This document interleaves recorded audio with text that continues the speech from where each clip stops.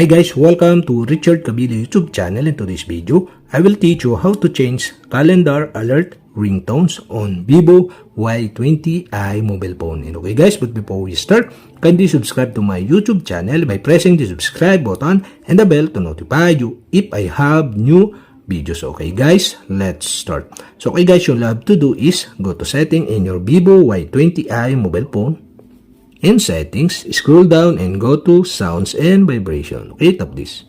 Here in sounds and vibration, scroll down again and you can see the calendar alert ringtones. Okay, tap this. And okay guys, here in calendar alert ringtone, okay, there are two options. The notification reminders and the ringtone reminders. And okay guys, to change the notification reminders, you'll have to do is tap the notification reminders and you can see the option and you can scroll down for more option here. And okay guys, I decide to change into bell, okay?